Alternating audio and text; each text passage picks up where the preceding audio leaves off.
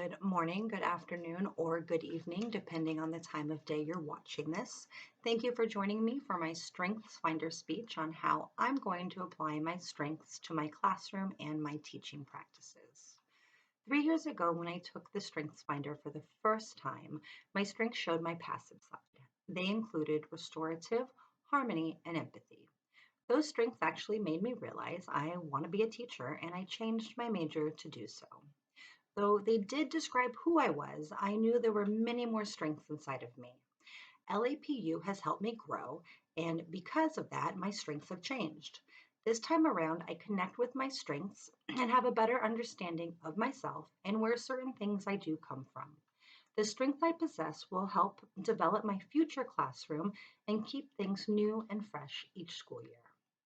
One thing I had in common each time I took the assessment was learner. The learner in me will help my classroom in so many ways.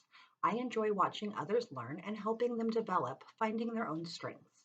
I firmly believe that everyone is good at something. Some students are better at math than at language arts and vice versa, while others may not be strong in academics but are strong in art, music, or technology. The learner in me will help me get to know my students' individual ways of learning. It is important to me that I take the time to learn as much as I can about them individually. I want to be able to reach each of them and teach them based on the best way for them. If I have a student struggling in math but is strong in technology, I will look for ways to help them through technology based learning to help improve their math skills. Or if I have a student that is a strong reader but doesn't enjoy music class, I can find ways to incorporate reading into music. I will always be willing to learn more to enable my students' success. I want to continuously educate myself to benefit my students. As long as I see it beneficial, I am willing to try different methods and experiment. If it doesn't work the first time, I will be eager to improve and try again, or move on to the next idea. This is the maximizer and ideation in me. I believe everything can be improved on. Nothing is perfect, and I always have ideas flowing through my head on how to change things and make them better. Yes, it can be tiring at times. Ideation is actually what helped me get to where I am today. My ideas led me in one direction, and once I started to funnel them, I ended up on the teaching path. Children have the biggest imaginations and are always full of ideas. I can use my ideation strength to help them organize their thoughts. I am a big brainstormer. I love taking notes and using diagrams to organize my own ideas. Common Core standards for literature and informational text require the ability to identify key ideas and details. I am hopeful I'll be an elementary school teacher where I can teach kids to brainstorm using their sight words and pictures. Writing a summary on a story, we can take a character out of the book, cut out their picture, then write down their characteristics around them or events that happened in the book, narrowing down which ideas the students want to write about. I know firsthand it is easier to put down my ideas on paper than it is to try to pick the best one straight from my brain. As I wrote the last paragraph in my speech, I changed it several times to make it better, trying to make it better. The maximizer in me is always looking to improve. Sometimes I just have to submit my papers because the more I read it, the more I want to change it. My maximizer strength will help me improve on lesson plans in the classroom each year. Even if something worked, I want to find ways to improve it and keep it up to date.